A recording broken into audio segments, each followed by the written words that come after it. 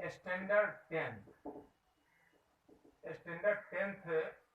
के तालिब इल्म, आइए आज आपसे हम मुखातिब होते हैं और ये बताने की कोशिश करते हैं कि जो सवालात हमको बोर्ड में पूछे जाएंगे उनका जो पैटर्न है, उस पैटर्न के मुताबिक जो सवाल आएगा उसमें आपको एक नादीदा इबारत के तौर पर, नादीदा मतलब जिस कहानी को आपने पढ़ा नहीं, जिस इबारत को आपने अपने निसाब में नहीं पढ़ा, वो उस टाइप से कहीं से, अखबार से, रिसाले से या और कहीं से एक आपको एक टॉपिक दे दिया जाएगा, टॉपिक नहीं बल्कि एक इबारत लिख के दे दिया जाएगा। जैसे पैसेज अंग्रेजी में जिसको बोलते हैं, जिसको अंग्रेजी में अनसीन पैसेज बोलते हैं, उसको उर्दू में नादीदा इबारत बोलते हैं। तो इन इबारतों को आपके सामने दिया जाएगा और इस इबारत के नीचे आपको 5 सवालात दिए जाएंगे और इसका जवाब जो है उसी इबारत में से ढूंढ करके आपको लिखना पड़ेगा। ये सवाल 5 नंबर का आपका होगा और इसका जवाब जो है आपको इसी में से ढूंढकर, बहुत ही आसान सा सवाल, बच्चों की तरह से इसका सवाल होता है। तो आइए एक जो है तो हम आपको एक नादीदा इबारत लिखाने की कोशिश करते हैं। आप लिखने की कोशिश कीजिए, अगर मौका है, आपके पास वीडियो है जा रहा है और आप अपनी कॉपी और कलम को तैयार रखिए और सवाल जो होगा वो इस तरह से होगा, दर्ज झेल गैर दरसी इबारत को गौर से पढ़िए और इसके मुताल्लिक जो है दिए गए सवालों का मुतबादिल जवाब दीजिए। इस गैर दरसी इबारत को आपको पढ़ना है। हम इसी इबारत को आपके सामने लिखा रहे हैं, आप इसको गौर से सुनिए और लिखिए इसको कि अवध पंच में मज़ामीन लिखने वाले अक्सर सियासी, माशरती और अखलाकी कमजोरियों का मजाक उड़ाकर लोग खुद हंसते और दूसरों को भी हंसाते, लेकिन हंसी हंसी में वो काम की बातें भी बताते हैं। ये इबारत हम देख करके पढ़ रहे हैं आपके सामने में।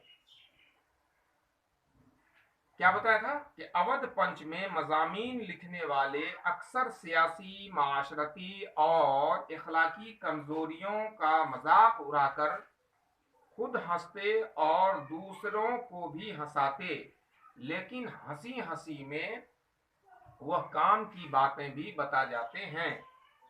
जब उर्दू अदब में मज़ाह निगारी का रिवाज आम हुआ तो लिखने वालों ने नाविल और मज़ामीन की तरफ नाविल और मज़ामीन, ये हम यहाँ पर देख रहे हैं, नाविल और मज़ामीन की तरफ तवज्जो की और एक तफरीही सरमाए अदब अपने बाग छोड़कर चले गए। अवध पंच के शाये होने से मुल्क में ज़राफ़त निगारी मकबूल होने लगी और कुछ लोगों ने इस मैदान में भी कदम बढ़ाए, लेकिन इन सब में एक मखसूस रंग की झलक थी। मगरबी उलूम के असर से ज़राफ़त का एक नया दौर शुरू हुआ जिसमें तंज और मज़ाह लतीफ़ का रिवाज हुआ। तंज और मज़ाह लतीफ़ का रिवाज हुआ। अफसाने और मज़ामीन अक्सर प्लॉट के ज़रिए से खंदा आफरीन बनाए जाते हैं और कभी कभी सिर्फ ज़बान और अल्फाज की दिलकशी से ये ज़रूर हुआ कि बहुत से लिखने वालों ने सिर्फ हंसाने को अपना मकसद बनाया। इनके यहाँ मज़ाह का ऐसा फुकदान नजर आता है कि हंसी उनकी हंसाने के नाकाम कोशिशों पर आती है। हंसी उनके हंसाने की नाकाम कोशिशों पर आती है, लेकिन थोड़े ही दिनों बाद मज़ाह निगारी में एक नुमायां तब्दीली वाक़ हुई। मज़ाह लतीफ़ का आम रिवाज हो गया जिसने अदब उर्दू में एक गिरां बहा इजाफा किया। तो ये एक गैर दरसी इबारत आपके सामने मैंने रखने का काम किया है। उसके बाद जो होगा वो उसमें से सवाल आएंगे आपको, तो इसमें सवाल रहेंगे और कुछ ऑप्शन रहेंगे। अब जो इबारत पढ़ी गई है उसको अब फिर से री करके सुनिएगा, और उसके बाद ये देखिएगा कि सवाल आएगा कि अवध पंच में लिखने वाले किसका मजाक उड़ाकर खुद हंसते और दूसरों को हंसाते थे।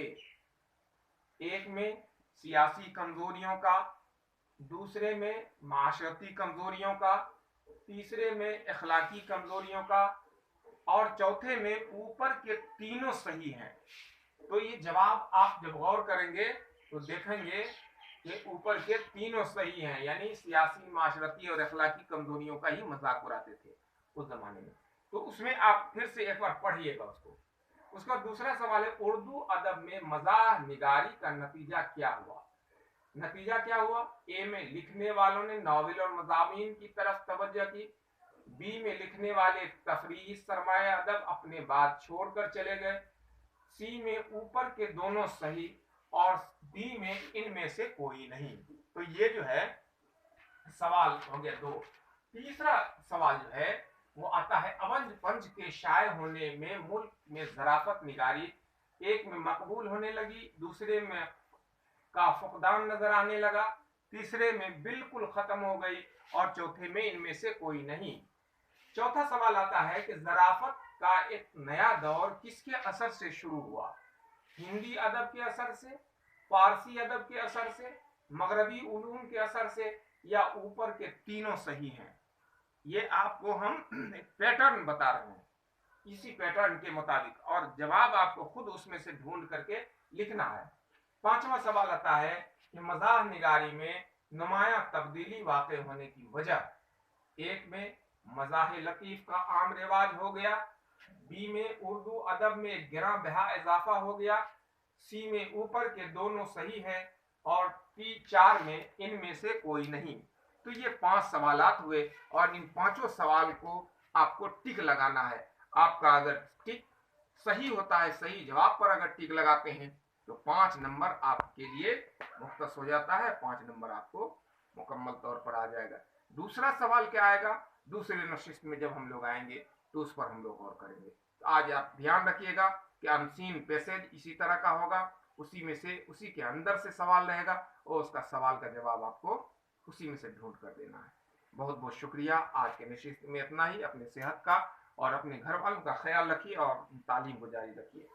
बहुत शुक्रिया।